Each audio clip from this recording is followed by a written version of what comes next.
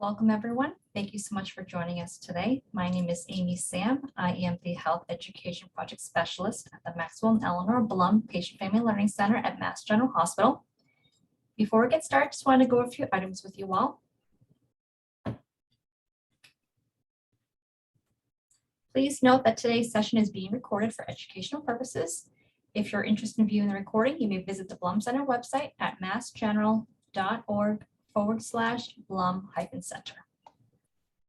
Please note that everyone is in listen-only mode. Everyone has been muted so that we can hear our guest speaker today. If you have any questions for our guest speaker, you may use the chat feature, which is located at the bottom of your screen. We'll have time for them in the end. Only Blum Center staff and the guest speaker will see your questions. Please do not share any personal medical information or questions in the chat box. If you have a personal medical question, please ask your doctor. So next, I would like to introduce you all to Matthew Thomas. Matt has been with the MGH Police Security and Outside Services for over 20 years as an officer, a supervisor, and investigator. Currently, he is the department's Training, Development, and Communications Specialist and is an active member of MGH's Domestic Violence Working Group, Men Against Abuse, and Gun Violence Prevention Coalition. Matt graduated from the Northeast Regional Police Institute in 1995 and holds a Bachelor of Arts in English Literature from UMass Lowell. He has taught hundreds of classes on managing aggression, active shooter response, behavioral analysis, and workplace safety, along with many other security-related topics. Matt is board certified in security management, holding the designation of Certified Protection Professional. Today, he joins us to give us a training on the AVADE Workplace Violence Prevention session. So please join me in welcoming Matt. Thank you so much, Amy. I appreciate it. I'm going to share my screen here and we will get rolling. So good afternoon, everybody, and it is officially afternoon. Today we're going to be talking about workplace violence prevention, and though the title is workplace violence prevention, essentially it is violence prevention for all different areas of life: professional, personal, inside Mass General, us being healthcare, and outside of Mass General in our personal lives, and when we're not here working in this specific location. This training, this presentation, is based on the principles of the AVADE Workplace Violence Prevention Training Program, and you'll see how this all evolves as we move forward. Now, when we talk about AVADE and the AVADE principles, now AVADE is an acronym for Awareness, Vigilance, Avoidance, Defense, and Escape. It's a system, and it's built in a way that if you follow through that system, then you will be safer. This is something that we've just changed over to. This is a very robust program, very proactive in terms of de-escalation, with responses for defense and escape should things go bad. And this is something that we've been teaching a lot, and a lot of people want this information because safety is something that people think about all the time, and it is something that we're all interested in. And like Amy had said, when I was back in the police academy, what they teach us is that you get through your shift, you punch in, you do a great job, help a lot of people, and you punch out and you go home to your friends and family. And that's the case, and that should be the case for all of us. So our goal needs to be safety. We need to be safety minded. We're going to break down this acronym as we move forward through this training. Why are we here? So when we talk about things, we talk about what is it, we talk about how do we do it, or how do we interpret it, and we talk about why.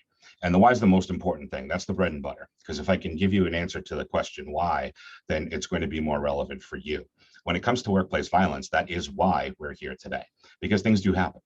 Things do happen. The Joint Commission has come out with a new standard, a new definition for workplace violence. But if I asked you to type in the chat what different, and I won't, but if I did, what different types of violence would you associate with workplace violence, or just violence in general, the things you see on your screen are all going to be relevant. And I guarantee you that we'll probably hit on most of them. When we talk about workplace violence, the most relevant things that we think about are threats and harassment, intimidation, domestic violence, assault and battery, these different types of things. And that's all covered when we talk about, the definition of workplace violence. To bring it a little closer to home, when it comes to healthcare in general, healthcare workers are more susceptible to workplace violence than any other industry. This is a national statistic. This is something that's come out recently. And, for obvious reasons, we here at Mass General are paying very, very close attention to this. We hear this loud and clear. We hear our employees loud and clear. We hear our patients and our patients' families loud and clear. We try to do the best that we can when it comes to workplace violence prevention. 55% of emergency department workers, nurses, et cetera, reported being either the victim of or witness to some type of violence on a weekly basis. That's incredible. That's incredible, and that is a big problem. Here at Mass General, we've identified that our numbers in terms of workplace violence incidents, violent incidents in our emergency department have been increasing. We also talk about that if, our administration, it backs us in terms of having a strong, fluid, robust workplace violence prevention program, that our workers, our patients, our families are going to be safer. And Mass General Hospital, again, speaking from experience, this has been a huge topic of conversation, and our administration here is 150% supportive of our efforts here in terms of trying to keep all folks, our entire community, safe. Now, having said that, I'm not here to scare you. And, this is kind of reality, and it's an unfortunate reality. But the point is that if we were to ever think that, we may never, ever, or we will definitely never, ever be the victim of some type of crime or some type of violent crime, whether it be on the job or in our personal lives, then we do ourselves a disservice. We become complacent. We lose focus. We lose awareness. And we want to be able to know what's happening around us and be able to take action to keep ourselves safe, to take that next step, to go on that next outing, out to dinner, go to work the next day, whatever it is. We want to keep moving forward. And if we become complacent, then that's when bad things happen. That's when we say, oh, this is never going to happen here or never going to happen to me, but it may.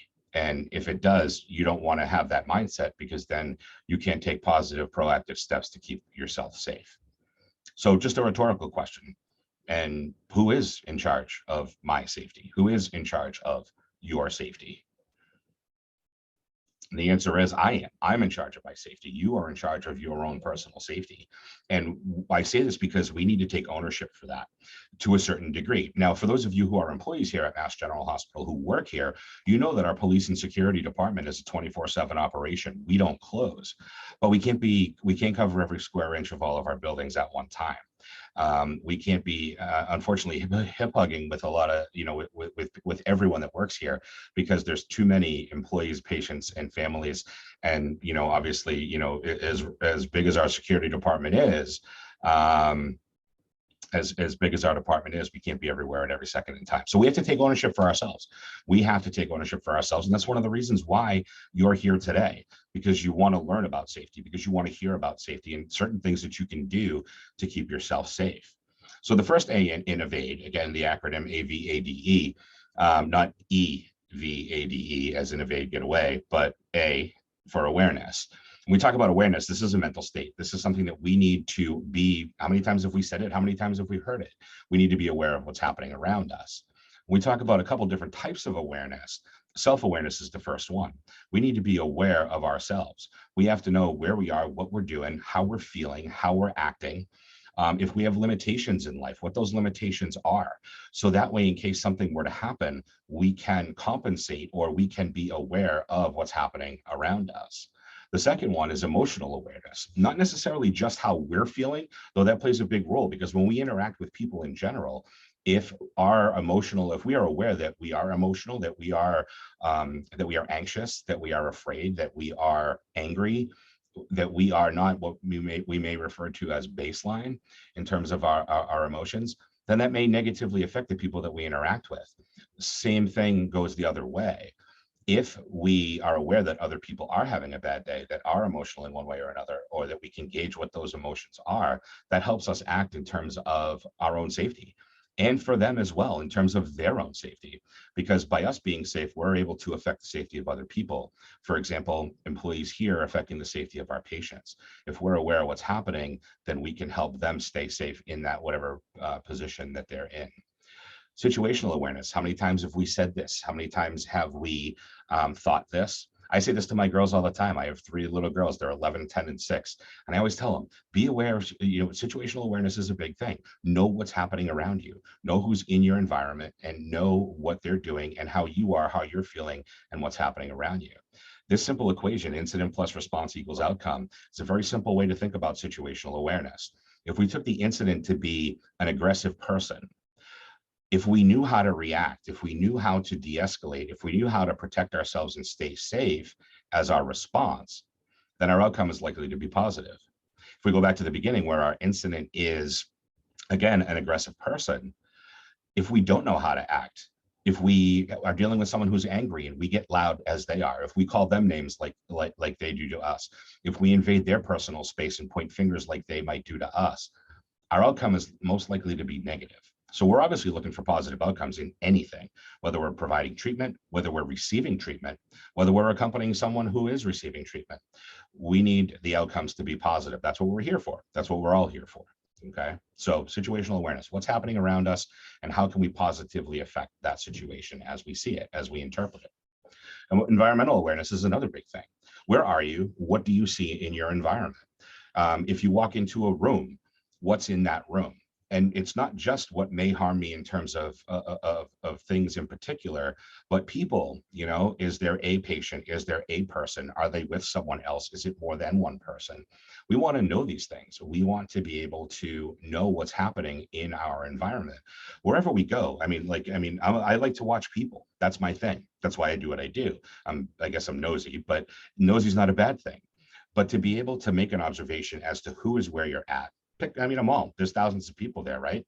You're on the upper level, you're looking down at the bottom, who's walking around, who's hanging out, who's looking at people suspiciously. Who knows? But it's things that we can interpret in our environment and then take action to stay safe in that environment. Essentially what we're saying is we want a 360-degree view of awareness. We want to be aware of everything, not only ourselves and our emotions, but other people and their emotions.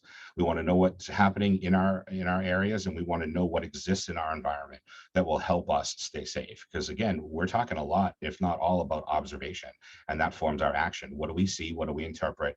And what do we do about it? In terms of improving your awareness, okay, again, we're still on that A for awareness in the beginning of AVADE. Plan and prepare. We all have personal experiences that we can learn from. We have experiences from others that we can learn from. We have written documentation if we're employees that we can learn from when we're working with specific people. We can take that information, we can interpret it, and we can plan our action to keep ourselves safe should it be some type of aggressive situation. And now, please don't get me wrong. I'm not trying to vilify everyone. Not everyone we work with is going to be aggressive or conflicted or, physical in any way all the time, or if ever. It's few and far between, but it still does happen. So when we have knowledge or experience with certain situations, let's use that to our advantage to help us stay safe should something happen.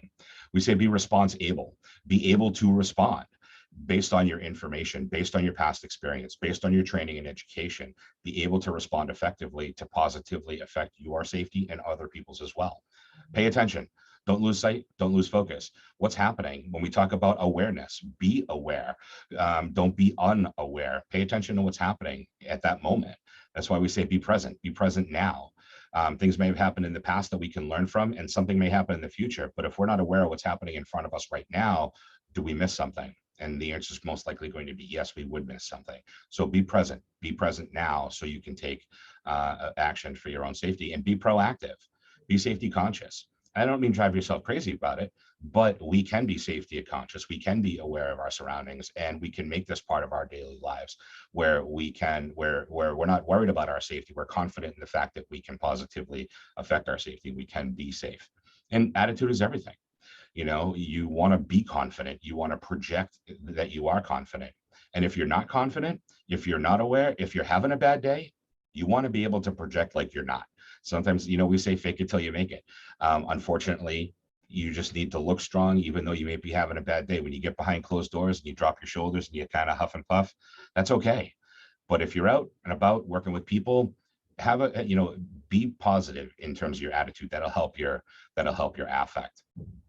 And when we talk about preparing and pre-planning and things like that, we talk about mental movies. Again, we talked about information and experiences that we all have. We can use that to literally close our eyes, take a deep breath, take 5 minutes and practice the what if. We don't have to physically be moving in order to come up with a game plan and to picture that in our minds as to what we would do in a specific situation, especially if we've already experienced it. That's the best experience we can have, whether it's good or bad. But the good part about making mental movies is that when you have a bad scene, you delete the scene and you add something positive in there. And that will affect a positive outcome. That'll lead to a positive outcome. Because, I mean, when we're talking about mental movies, it's our movie. We wrote it, directed it, produced it, acted in it, whatever you want to, whatever role you want to play, but it's ours. We own it.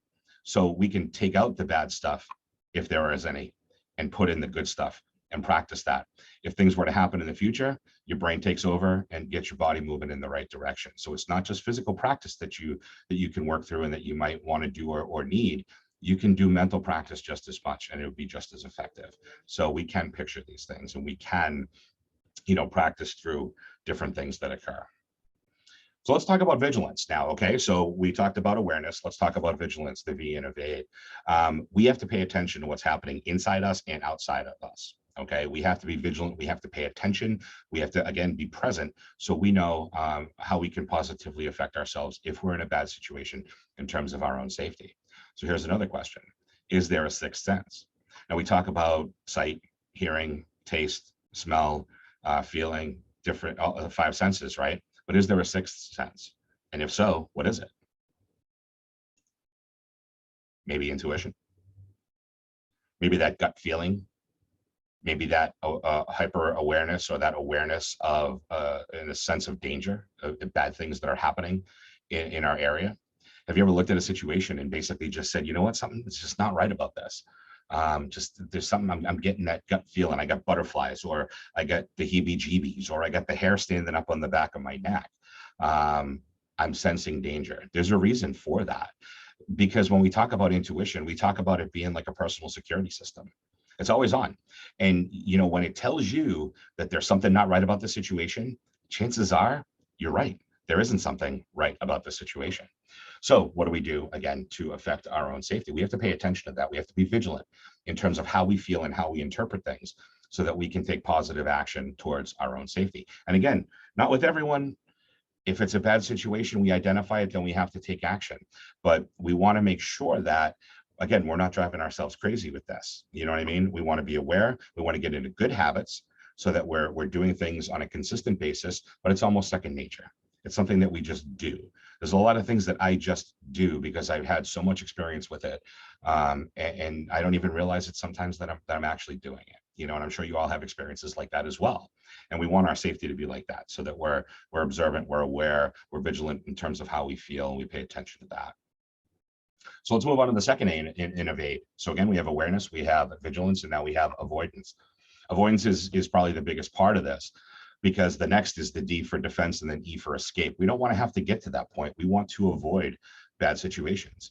And we're going to talk about behaviors and things, and what things look like, and how to interpret things, how to project ourselves, and at the same time interpret behaviors that are coming back towards us, okay? And this is with the goal of reducing or eliminating workplace violence, or any type of violence. If we can de-escalate a situation without having to defend ourselves or escape, way better off. Now, having said that, there's always a caveat, because we may be awesome at de-escalation, but our threshold for dealing with any type of aggression is very low. That's completely fine.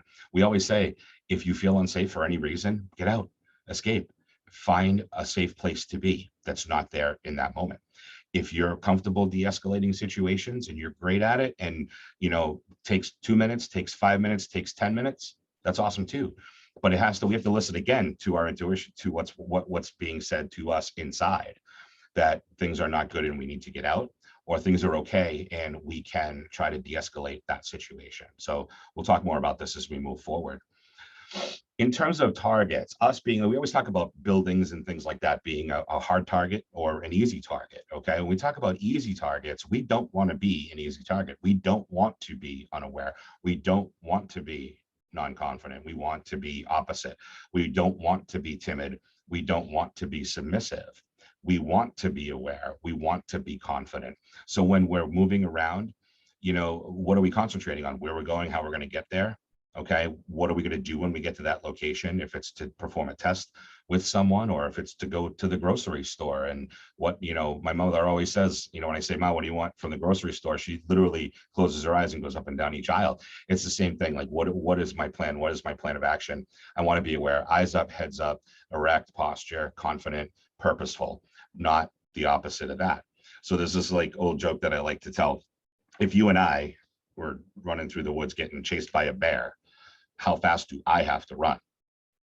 And the answer is, I just have to run faster than you. And so in a way, it's kind of, it's sarcastic, it's sarcasm, but it's joking at the same time. But I don't want to be unaware. I want to be more aware than the person next to me, because if someone were to try to steal my wallet or something worse, I don't want them to come after me. I want them to feel that I am confident, that I am aware, and that I am strong, and that it's going to be a waste of time.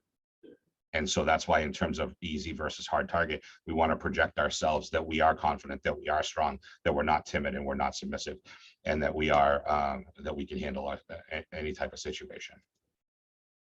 Now, in terms of interpersonal communication skills, what's the one thing that everybody is glued to all the time? It's their phone, right? Their phone, their tablet, whatever it might be. So in a way, we've kind of regressed when it comes to interpersonal communications, which is the face-to-face interaction. So we need to try to get more of this. And, still in healthcare and things like that, we have conversations with our patients families, with our friends and family, ourselves. Yeah, we're close. But I have a two-floor house, and sometimes my oldest daughter will text me from upstairs. And I'm like, really? I mean, we're literally like, one floor up and down from each other. Can we just get together on this? So, but what we need to pay attention to, and this is why interpersonal communications are so important, because we can read behaviors. So we can read how someone is feeling, or certain, behaviors that they're projecting, and again, take action to be safe based on those things. You may get nothing. There may be no aggression whatsoever. And, 99% of the time, that's awesome. That's the way that it is. But it's that 1% of the time that you want to be able to pick up on communications that are coming your way. Not only that, but the way we communicate with other people affects that situation in terms of baseline, escalation, or de-escalation. Communication skills in general, 55% is nonverbal, meaning body language. 38% is verbal, but tone and inflection, not specifically what is coming out of someone's mouth. That's 7%. So over 90% of communications is nonverbal. So we can pick up on how someone might be feeling, how someone might be in that moment, based on what we see and the tone of what we hear. Maybe not necessarily specifically what it is that they're saying. Now, if we ask a question and elicit a response, or we're having a conversation, then yes, those words themselves are going to mean a lot. But if we're just trying to read behavior and interpret that based on the situation, I could posture like in a fighting stance and tell you the story about the last time I went to Disney World. It's a great story, but what are you going to pay attention to? The words or the posture and the behavior? Always pay attention to the behavior. And that's what this keys in on. Again, over 90% of communication is nonverbal. Pay attention to what you see. If we misinterpret things, that may be detrimental to us in terms of our own safety, and for other people as well, okay, who may be there, who may be present at that point in time. And the short and sweet version is like, smiles worn on every friendly face. And yes, we're kind of coming out of it right now, but we've been wearing masks for the last 2 years now. But you'd be surprised if you put a mask on, look in the mirror and smile, the change in what you see. You can identify someone with a mask, without a mask, that's got a smile on their face. And conversely, the folks that we work with, that we interact with, can do the same with us. So I always say, just smile. We're here to have a good time, no matter what you're doing. Happiness is a choice. So let's choose to be happy all the time, and we can work through situations as they occur. But we want to be able to project that we have a positive attitude. Be a good listener. Anybody ever get caught not listening? How'd that work out for us? Probably not very well at all. So when we talk about listening, we want to be active. We want to listen actively, meaning that we're paying attention, and they know we're paying attention. And we want to listen attentively, so we can hear and understand what is being presented to us. Now, I know I just said that we want to pay attention to nonverbal communication more than verbal, but again, this isn't, if we ask a question and we elicit a response, we can't zone out. We can't look at our phone. We can't be moving around the room. We have to pay attention to what's happening with that person at that point in time. From a patient-centered perspective, If we are working with a patient, regardless of what our role group is, they expect that we're going to pay attention to them at that point. It doesn't matter what's happening in our world. They expect that that they're going to hold our focus and that we're going to help solve whatever problems they may have. In our personal lives, if we're having a conversation with someone that we are, our loved ones or our friends or someone even in the store, it's a one-on-one communication. It's a one-on-one relationship at that point. We can't be paying attention to other things that are happening, because conversations and things, we miss things. We miss things. Not only that, but again, go back to what I said in the beginning, we ever get caught not listening, and how well did that work out? That creates a bad situation that may not have existed prior to that. So we need to be good listeners. We need to be listening actively and attentively when we're working with people, when we're having conversations, when we're interacting with people in general. Eye communication is another nonverbal that is very, very important. We have 3 eyes: intimate, intimidating. Those first 2 are crossed out for a reason, because they're inappropriate. Okay. Intimate, we save that for our loved ones, but if it's coming towards us from someone we don't know, that's a problem. We need to interpret that as we need to put a red flag up. Somebody who's intimidating, this is more overt. This is something where, they're trying to intimidate us potentially. And, in terms of their tone and their inflection and what they're saying, that may lead to a bad situation. Okay. We need to be interested. Okay. We need to be interested. Again, we need to be nosy, because we want to understand what's happening. We want to be able to interpret those communications. That's what we want coming back towards us. Okay, someone who's not intimate, in terms of their eye communication, someone who's not intimidating in terms of their eye communication, someone who's interested. Now, when we talk about specific things that we may see, tears may indicate someone who is anxious or afraid, stressed, crying. Okay, someone who's looking up or down or side to side, may be looking up for a camera if it's in a work location, or to the sides to get away, or maybe even for weapons or something like that. These are all possibilities. Someone who stares through the back of your head, we call it a 1,000-yard stare. That in and of itself, and especially with someone who doesn't blink, that's that in and of itself, we talk about clustering behaviors, and we interpret a bunch of different behaviors to potentially be aggressive based on the number and what they are. When someone stares through the back of your head, chances are that's not a good situation without anything else to go along with it, without any other type of clustering. If we've seen it towards us, towards someone else, or even as silly as it sounds on TV, we can sense that aggression just based on the way that portrays itself, the way that there are people looking at us. Wide eyes might indicate someone who's surprised. Okay. Glancing, we call this a targeting glance. And when we talk about combative physical aggression a little bit later and what that looks like, targeting glance is one of the last things that occurs before an attack takes place. So if we can see them staring at our face, then we know that maybe they're going to try to punch us there or attack us in that location. Stomach, midsection, groin, down by our ankles low. We don't want to be in that position, but if we are and we can interpret certain things, that may help us out in terms of staying safe. Okay, so there's a lot of different ways to interpret this. And those are just, from a behavioral standpoint. But people who can't hold a good, who don't have good eye communication, it could be a traumatic brain injury, could be intoxication, whether it be from alcohol or narcotics. So there's a lot of different things that go into it. But we all know what normal or baseline eye communication is. We've been having conversations our entire lives. When people deviate from that, that's when we raise a red flag. And that's when that forming good habits and learning things, it raises itself, because you're looking at that situation like something's just not right here. There's that intuition again, and it's something that becomes, when it changes, when things change, we pick up on it. When they're a normal baseline and they're running as usual, we don't pick up on it because everything's running as usual. Okay, so we're looking again for changes, postures and gestures, ourselves, them, someone we're interacting with. We stand straight up when we're talking, and we lean in a little bit like we're interested when we're here, when we're listening. Okay, so again, these are things that we want to do to portray a good interaction, but at the same time, we want to pay attention for these things with people that we're interacting with. Hands are really important, as silly as it might sound. If my hands are up and open like this, or like this, then I'm open and welcoming. If I put my palms straight out and I kind of push the brakes, we call those stop signs. Someone whose palms are down, if we're holding somebody accountable for their behavior, which we can absolutely do, our hands are down and trying to say, look, your behavior is inappropriate and it needs to stop. Someone's pointing. Okay, if we point, that's insulting. It can also be aggressive, because when you start pointing fingers at people, then you kind of feel like everything is kind of tightening up and you're getting a little bit angry on the inside too. So again, when we actually, we'll talk about this later when we're talking about escorting people and moving people from one place to another, that we want to have our hands open and welcoming and direct with both hands that way. If our fists are clenched, if someone's fists are clenched, that's obviously an aggressive posture. We call it a fighting stance for a reason. And the first thing people think to do if they're ever going to fight or engage physically with someone is punches, and you need to ball fist for that. Bladed stance, bladed defensive stance as we refer to it. That is when your body is turned off to the side and your hands are up in front in a bladed position. That is a good defensive position.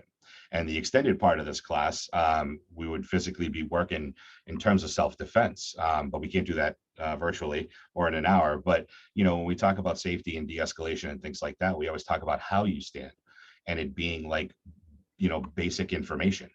101, if we want to go back to college, you know, what was those 101 classes were the easier of the 200s, 300s, and 400s. So it's basic, but it's simple, it's easy to do, and it's much safer, much safer. The right angle, something to talk about too, how we approach people, how we stand when we're having conversations at a 45-degree angle. That is the right angle, because when we approach from that angle, it is less aggressive and it's safer for us. Essentially what we're doing is we're taking weapons away from them and we're taking targets away from us, or vice versa. So it's something where, you know, in terms of how we approach people, sitting, standing, kneeling, laying down, whether you're in a hospital or you're not, 45-degree angle is always going to be safer. Again, it creates less tension and it's safer for us. When we talk about interpretation of behavior, not only are we looking for it, but so are other people. So if we come a little bit oppressive up front, too close, people may interpret that as being aggressive, even though that's not our intent. It's the way that it's perceived and it's the way that it's interpreted. So we need to talk about implicit bias. And this is something that's come up more and more. And essentially, when we talk about implicit bias, it's not explicit, meaning that it's overt, that we're acting on our biases overtly on purpose. These are things that we may have issues with underneath, and we're not aware of it. So what we always say is regardless of the situation, that's how you want to act. You want to work the behavior. You want to interpret the behavior. You want to interpret the situation and take action based on the situation, not the person that's in the situation. So again, we're interpreting behavior. We're getting involved that way. Doesn't matter what their ethnicity is, what the color of their skin is, anything like that, what their station in life is. It doesn't matter.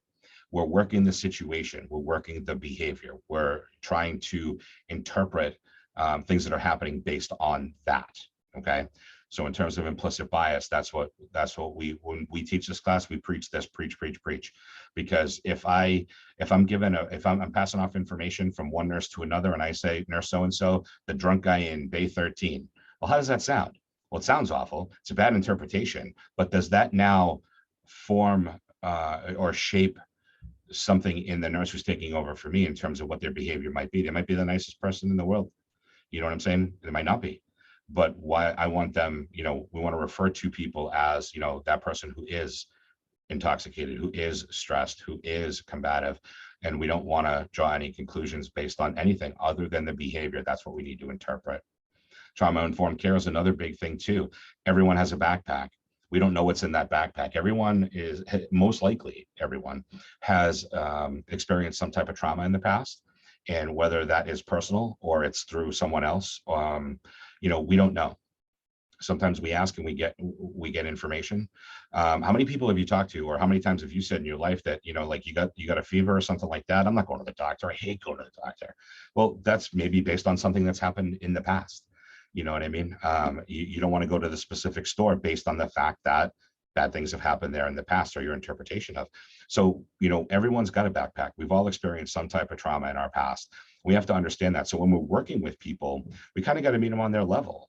We can't assume that they're going to fit into what we expect them to fit into. And we have to understand that sometimes the behaviors that they're exhibiting are specific to that trauma. So just to recognize that and to realize that, we talk about universal precautions to trauma-informed care and things that we can do that are effective, work together. And this doesn't just go for, you know, we're talking about a treatment team, that's awesome. But we're also talking about things that may happen outside with friends and family. And, you know, whether you work at Mass General, you work somewhere else, it doesn't matter. Work together as a team. We're always better in 2s or 3s or 4s than we are by ourselves. Respectful communications. Be respectful. That's simple. if we're setting rules, we want to be able to kind of work with that as opposed to setting rigid rules that don't move, because flexibility is going to play a big role in terms of how people act. Create a calming environment. Again, here, there, or anywhere. Somebody who's been in a patient room for the last 7 days, move them to the atrium for a second to have a conversation. Not a bad idea. Take them out of the mundane and do something a little bit different. And private. They don't want to air their quote unquote dirty laundry. We don't want other people to hear their personal issues or anything. We want that conversation one-on-one or two-on-one, but in a private place. And then comfort. Can we offer them something to eat, something to drink? Can we offer them a magazine, a warm blanket? Sure, absolutely. Absolutely. And even if it's not dealing with a patient specific issue, can we get someone a water outside of here? Or can we, take a walk from where we're at to try to again, break that mundane, or to try to get them out of that funk when it comes to what they're experiencing and how they're feeling when it comes to their trauma. Some universal de-escalation strategies. So we've talked a lot about behavior. We're going to talk a little bit more about behavior, but essentially when we talk about de-escalation strategies, my first mistake, sorry. One of the things we talk about de-escalation strategies, these things on this screen right here are all things that we can do on a daily basis, on the job, in our personal lives, that lend towards de-escalation. Now, it doesn't mean that somebody has to be escalated in order to employ these things. These are things that we can do on a daily basis that when, we talk about habits are formed within 21 days. Well, if we pick one or two of these little different things here and we practice those and we continue to do those, it's going to be like driving a car after a while. You don't look down at the brake or the gas pedal to figure out which one your foot's on. From experience because you've done it, you've practiced it, it's become rote. Same thing for these right here. We always say, introduce yourself. My introduction is this: hi, I'm Matt with Police and Security, and you are? Of course, I knock first if I'm going into a patient's room. I'm not out in a common area because I want to be polite. I want to let them know that I'm there. Plus, I want to be able to assess some behavior before I get up close and personal with that person. I want to be able to observe from a safe distance. But we ask them what their name is, because that's very important. That is one of the most important things in someone's life, is their name. Now, my name is Matt, Matthew, Matty, Mr. Thomas. I go by Matt. If you call me Mr. Thomas, I think you're talking to my dad. You call me Matty, I think my mother's sneaking up behind me. You call me Matthew, I think I'm in trouble. So, I like Matt. But how would you know that unless you asked me? Don't assume, because that could create a bad situation or escalate a situation that already exists. Again, approach at a 45-degree angle, like we had said before. It's safer for you. It's less oppressive for that person. Turn your body. We talked about that. If you blade your body at a 45-degree angle, we say blade your body, turn your body. It's safer for you at that point. And we can have conversations all day long in a bladed stance, and no one would ever know except for us. And that's the good part about it. It's just comfortable. It's comfortable, and then it's safer. Okay. Hands open, palms up. We talked about that before in terms of hand positions. This is the best position to be in. In terms of de-escalation, this shows I'm not a threat to you. Okay. I'm open and welcoming. Q-tip, quit taking it personally. Again, when we talked about implicit bias, this is the same premise. We work the behavior, we treat the behavior, we try to de-escalate the behavior if it exists. It's nothing personal. Whatever they call me, that's okay, because I know we need to try to de-escalate that situation to get someone in a better place. So I don't take it personally. We can't take it personally. Then we make bad decisions. Then we lose focus and awareness. And then again, bad things happen. We say tap out. Tap out means that if we're having an interaction with someone and it's not working, we're trying to de-escalate a situation, whatever it might be, and we're there with a colleague or a friend or something like that, we have to be advocates for ourselves. If it's not working, we need to back away and have someone else try and take over. Vice versa, if we're there with someone whose stuff isn't working, then maybe we need to tap them out and get them out of that situation. So it goes both ways. In terms of listening and active listening, rephrase wording. So I understand that you're saying this, or what I heard you say was this. That goes two ways. Clarifies any statements that may be at issue, but it also shows them that you are listening and you understand, or you're trying to understand what it is that you're working with and what they're going through. Ask questions as opposed to giving orders. Okay. We deal a lot here with people that pace back and forth. And, we identify that as a sign of conflict or potentially aggression. And we always say, like, rather than saying, sit down, it'd be better to say, look, I want to help you the best that I can, but I can't do that if you're pacing back and forth. Would you mind having a seat? Or would you please sit down? It's a little bit different in terms of delivery. My goal is the same, but my delivery is a lot less oppressive, a lot less aggressive in terms of what interpretation might be, as opposed to sit down. We may get to that point. You may get to that point. But in the beginning, we're trying to de-escalate a situation. If we're asking questions as opposed to putting the brakes on too fast, that may help us out and work in our favor. Presenting options, the same thing. We talk here, when I'm working with clinicians about even giving medication. We'd like you to take some medication. We have it in a pill form, which you can take by mouth or with an injection, but we'd like you to choose which one. That gives power back. That lets them helps them understand that they still are free to make choices and that they can make choices. And that's empowering to people, and it makes people feel better. So these are things that you could practice literally on a daily basis. I always tell my classes, I always challenge people, 21 days to form a habit. Pick one, just pick one, and then try that daily and see how it works out, and see how your brain just subconsciously will get you moving in that direction, doing those things after you've done it over and over and over again. These are all safe skills. Verbal de-escalation, very quickly, because we've touched on a lot of this already. Knock first, introduce yourself, ask them what they want to be called, okay? Use paralanguage, low, slow, volume, tone, rate of speech. We want people to understand what we're saying when we converse. We want to use we, again, we as a team, we're better together. If I'm stressed, I feel better when I have someone else there to help me. Short sentences and simple vocabulary. I tell doctors all the time, I didn't go to med school. I have no idea what you're talking about. And I'll be frank, you know what I mean? And even if like I'm with my PCP and he says something, I'm like, no clue what you just said. And that frustrates people. So if we can use short sentences, simple vocabulary, that'll help them in terms of their interpretation. Give them time to process and respond. Silence is okay. If you ask a question, wait for an answer.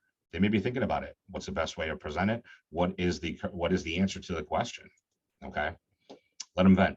And again, this falls into the realm of safety. If someone is spouting off, they're angry, they're loud, and they're obnoxious, but they've got something, a grievance that they're trying to tell you about or yell at you about, well, sometimes it's okay to let them vent, but safely. If you feel unsafe for any reason, you need to get out. Never promise anything you can't keep, you can't follow through on, okay? We talk about, well, it's too hot in the patient's room. Well, I am going to talk to buildings and grounds and get that taken care of. Not a good way to say it. Know what your intent is, but what they heard was, I'm going to take care of it. If you say, I will speak to buildings and grounds to see if there is something we can do about it, I haven't made any promises. So if they can, awesome. If they can't, I don't lose the patient. Okay. Don't promise anything you can't keep. Always ask them permission before touching. Okay. If you're going to do a test or something like that, escort them in a certain way or from A to B, just ask. Okay. Again, we give them more power, and it helps in terms of de-escalation. The obvious question, what helps you stay calm when you feel this way? Or what helps you when you feel this way, if you don't want to use the word calm? Again, this is universal. If somebody's, they're hot about something, what helps you when you feel this way? That's a good question to ask. My favorite. Repeat until it's heard if necessary. Now, we don't want to be oppressive with this, but this works. I've used it with my girls. They want to go outside, it's raining. You're not going outside, it's raining and it's cold. But Daddy, I really want to go outside. I'm going to meet so-and-so in the circle. You're not going outside, it's raining and it's cold. This went on with my 11-year-old for about 3 or 4 more times. And this was the response. Okay. She turned around and she walked away. Totally de-escalated that situation just by repeating. So the repetition reinforces the point. It shows that we're not going to move. And, this is something that, if we're telling them their behavior is inappropriate, it needs to stop, then, and which is completely okay. Well, you're going to reiterate that and you're going to say it again and again.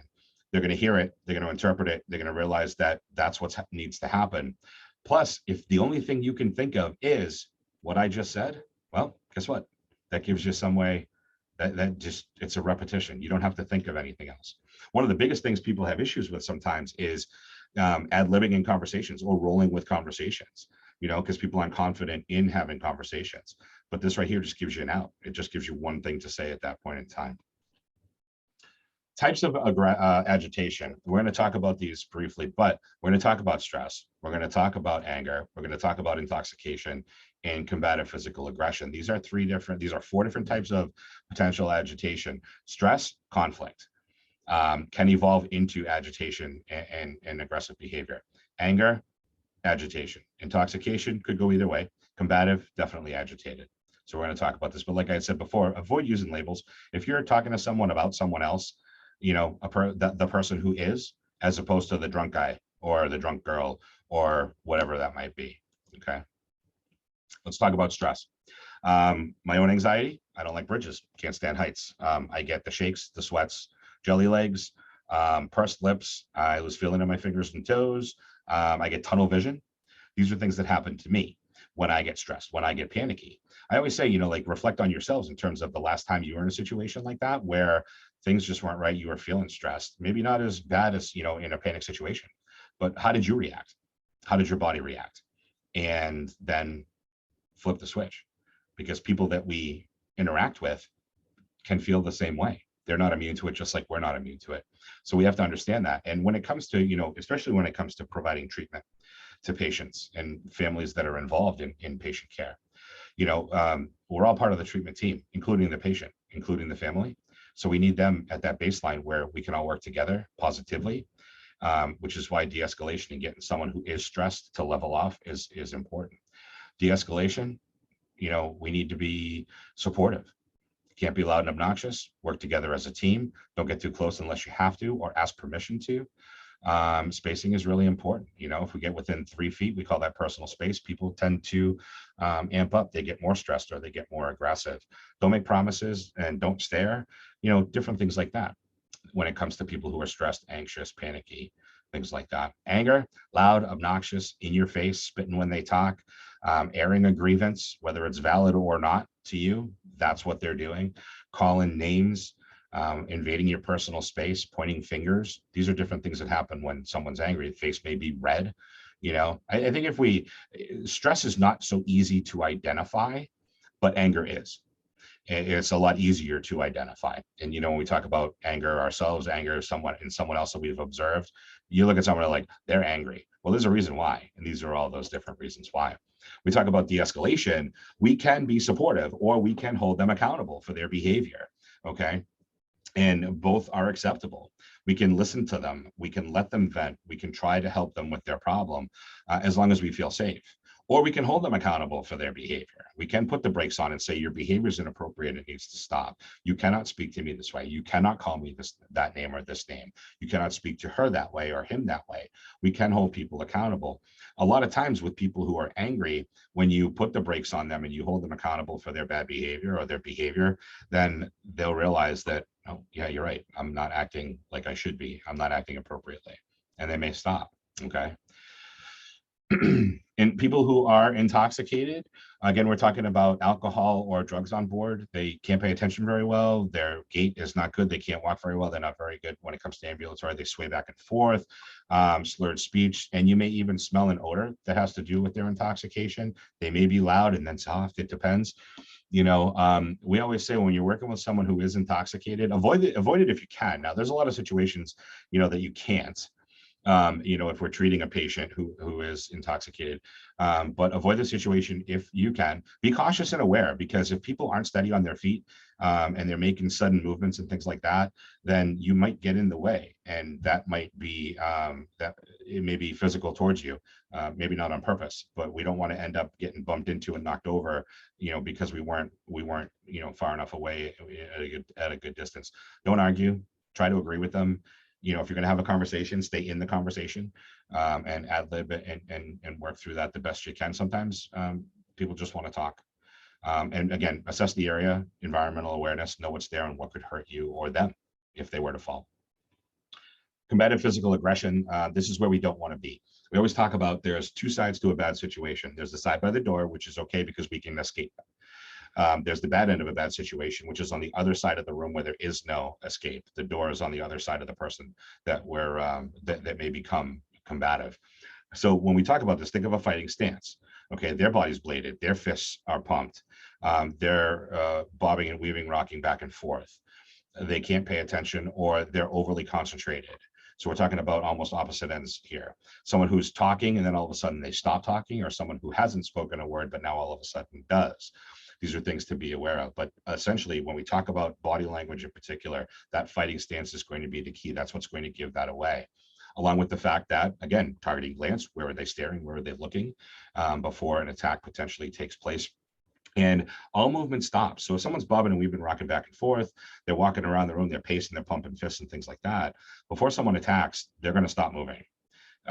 People can attack more aggressively, more effectively, more accurately from a set position, as opposed to one that's moving back and forth, because a lot of it has to do with your eyes and what you see and your interpretation. So when all that stops, you're able to focus and you're able to interpret things easier and move forward from there. So what do? Escape, get away as fast as you can. If you see someone posturing like they're getting ready to fight, you've got a bunch of different behaviors that are put together, and your back's to the door, get out the door, period. Doesn't matter where you are, get out of the situation. You're on the sidewalk, get away. You're in a parking garage, get away. You're in the mall, get away, escape, okay? Yell or scream. This is good because you alert people to what's happening. You get help to your location. You give them directive. If you tell them to stop, maybe they do. Get help. We just talked about that. Distractions are good. Pointing off to the side, hey, what's that? Or dropping something, whatever that might be. Using psychological distractions, which can be what we call RAQs, randomly asked questions. Hey, where'd you get those green shoes? Huh? My shoes aren't green. Does that allow you to create distance? Does that give you time to create distance? So by causing a distraction or a diversion, yes, it may. Or defend yourself if you have to. We have every right to defend ourselves. Every right to defend ourselves. We're not here or anywhere to bear the brunt of verbal abuse or physical abuse. No matter what you do, no matter where you're at, we have every right to defend ourselves. That leads us to defense, protecting ourselves or someone else. It needs to be last resort, and it needs to be reasonable, meaning that if we have no other option, if escape is not an option, we have every right to defend ourselves, absolutely, because it is a last resort to an attack that's taking place towards us. Needs to be reasonable in terms of that once I defend myself, if that attack is no longer coming my way, I'm not going to go seek trouble with that person. I need to get away. I need to escape, or I need to go get help. Help for me, help for them, depending on what the situation is. But I'm not going to go in and finish the job. Okay, really bad Karate Kid reference, but that's the truth. We're not going to finish him. We're not going to go in there and finish what's going on. If we've defended successfully, and that person is no longer a threat to us, then we need to escape, get help, and manage the situation. What's the best defense for any attack? Don't be there. Get away. Don't be in that place when that attack takes place. When we talk about specific attacks, don't get your wrist grabbed. Don't get your hair pulled. Don't get bit.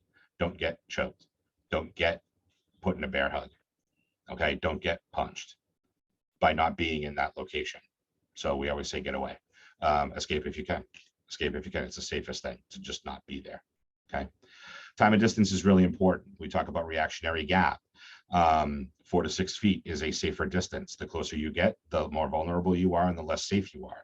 So if you're outside of 4 to 6 feet, the attack or the action, you have a better chance to defend that attack or that action. Okay, you have better time to react, more time to react. It takes the average person 1.5 seconds to, we use this this acronym OODA, to see that something is occurring, to figure out that it's a problem and we need to do something about it. Then we need to make up our minds that we're going to do something about it, and then we have to physically take action. About 1.5 seconds. Within that time frame, that's plenty of time for that action, their action, to beat our reaction. No weapons at Mass General. This is just a blanket thing that we want everybody to know about. No weapons are allowed at Mass General unless you're law enforcement and you're on the job, law enforcement or corrections, and you're working at that moment. Always call us though, police and security here if something were to come up. Fear is okay. It's okay to be afraid. If we have too much of it, if we panic, we become dysfunctional. We end up with, well, fight. If we can defend, that's great. Flight, if we can escape, that's great. Freeze, if we freeze, bad things happen. Okay, bad things happen. So what do? Well, we want to try to break that. So breathing, awareness control breathing exercises. Doesn't have to be anything specific. Just breathe, resets your brain, gets you back in the game. Positive thinking. I'm confident in what I can do in my observations and my actions. Okay, you'd be surprised when you have positive thoughts, how positive your actions would be, even just based on those themselves. Escape, last thing. Know how to get away. Know where the doors are, know where your exits are, know what you have to do to get there. Okay, so it's one thing to know where they are. It's another thing to know what you have to get over, through, and around in order to get to those positions if you're not by the door. We talk about some specific stuff we've already talked about. Own the door. We're going to talk about that just a little bit more. Positioning, again, closer to the door, better off you are. 45-degree angles. We talked about that a couple times. Spatial empathy, don't get too close. 3 feet, personal space could cause a problem. Anything inside 4 to 6 feet, reaction time is not as good. Okay. And then proper escorts, where you want to be when you're moving someone down the hall, when you're bringing someone from one location to another. Own the door, stay by the door. Better off to be by the door in any situation than on the other side of the room where there is no door. Experience here at Mass General tells us 99% of the rooms, one way in, one way out. If we can be by the door, not blocking the door, but by the door, and something bad were to happen with a person who is aggressive or may become aggressive, we're going to be better off. Other side of the room, and there are people that we have to go to the other side of the room for one reason or another from time to time. We say, take a buddy, take someone else who can be your eyes and ears just in case something were to happen. Escorts, never escort from the front, always escort from the back. Don't point to where people need to go. 2 open hands just like that. Have conversation, distract through your conversation. And just, if they need to go back to their room or they need to go from, in that door over there, whatever that might be, easy way to do it. Stay behind so you're not in front, so you can see. I don't have eyes in the back of my head. I don't think anybody does really. So, if we can't see behind us, that may be a problem, especially if there's a problem person there. We're always here. So if you're at Mass General, whether you're working here, you're a patient, you are a visitor, or a 24/7 operation, we don't close. Know how to get a hold of us in case there's a problem. You can walk up to us, you can make a phone call, hit a panic button if you're an employee, but always, always, always, if you feel unsafe, escape, get away, take yourself out of that situation and figure out what the next best course of action might be at that point. That is what I have. How'd I do? Sorry about that, Amy. No worries. Thank you so much for a very informative training session. You're very welcome. So we have a few minutes left. If anyone has any questions for Matt, feel free to enter them in the chat. Do you want me to look at these, Amy, or do you want to? Let me see. So there's a question on de-escalation tips. Okay. What tips do you have on how to de-escalate a situation where a person is upset, talking in a raised tone? So for instance, what are some words one should use or words to avoid using? Okay, so we never say calm down. So the words that we'll go to the end, what you don't use. Don't tell anyone to calm down, chill out, relax. Those all work real in negative ways. You know what I'm saying? In a situation like that, and again, this is based on preference and how safe we feel in that moment, I might let them vent. You know what I mean? I might listen to what they have to say. Try to agree if I can. I always say stuff like, I understand where you're coming from. I may not have experienced this personally, but I understand your frustration, or I understand how you may feel. Another thing to say would be that I'm sure that there are other people that feel that way as well. The problem is if you agree with them in terms of, oh yeah, I felt the same way last week, and they say, oh really, what happened? You're making the whole thing up. Well, that's a problem, because that's kind of like a broken promise. You know what I'm saying?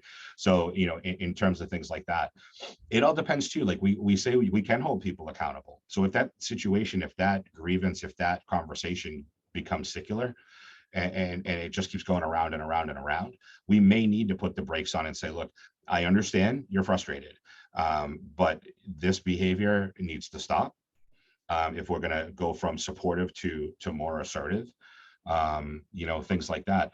We always say too, like if people are threatening, if they have a grievance and we can listen to it and try to help, that's great. But if they start to become threatening, tell them, I feel threatened by your behavior, or you're making me scared. Or, if someone may say, look, like you're going to do something for me right now, or this is going to happen. A response could be, I don't think that's a good idea. You know what I mean? And again, we talked about how attitude is everything and how we project. We want to be a hard target versus an easy target. So we need to be confident in our response. We may be scared out of our minds, and it happens, but we want to try to portray ourselves that we got this, that we're confident, that we're positive.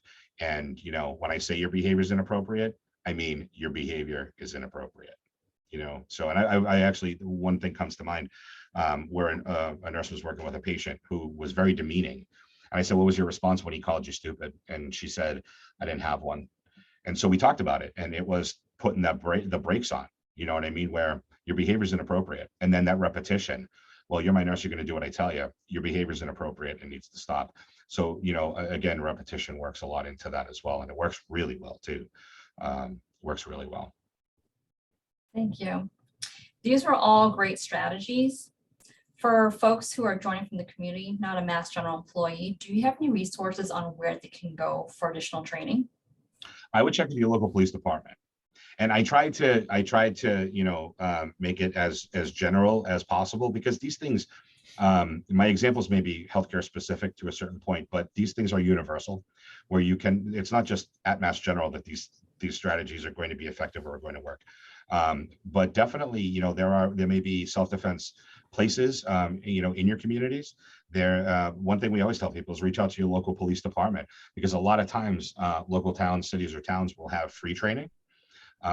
In fact, I worked with a nurse yesterday who took some classes close by her house, you know what I mean? And that was all free. So, you know, the resources are definitely out there, but I would start with the town, city or town you live in, and start with the police department there, and then branch out from there. Thank you. Before we end today's session, now that we're out of time, are there any final thoughts you'd like to share with the audience? Just, you know, like I said in the beginning, when we talk about our own personal safety, again, it's important for us to take ownership in that, because when we have a personal stake in that, I think we tend to take more responsibility. We are more aware, we are more vigilant. You know, we try to take the right steps to keep ourselves safe. We all want to go to work. We all want to go everywhere and be safe. We don't have to worry about that. You know what I'm saying? And so I think that once we, you know, we become aware of what's happening around us, we take positive steps towards our own safety, but we have to be proactive. We have to be proactive. We can't rely on everyone or anyone else. We have to be number one, and that will help in terms of, like I said before, we're not going anywhere, but, you know, we as people, individuals, have to take responsibility for our own safety. Thank you so much, Matt, for a wonderful presentation training session. Thank you very much for having me. I appreciate that. And thank you everyone for joining us today. As I had mentioned, this session is being recorded. So if you're interested in viewing the recording, you may visit the Blum Center website at massgeneral.org/Blum-Center. Thank you, everyone. Have a lovely rest of the afternoon. Thank you.